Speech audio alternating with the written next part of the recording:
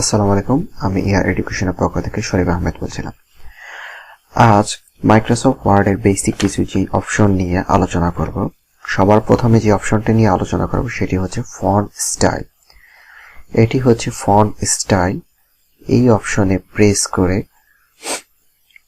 যে কোনো font style বাছাই করা যায়। কারোর পছন্দ মতো ফন্ট স্টাইল থাকলে প্রথম কয়েকটি অক্ষর টাইপ করলে সেই ফন্ট স্টাইলটি দেখাবে। তবে এখানে সবথেকে বেশি প্রচলিত হচ্ছে এই টাইমস নিউ রোমান এবং হেল্পটিকা। দ্বিতীয় যে অপশনটি নিয়ে আলোচনা করব সেটি হচ্ছে ফন্ট সাইজ।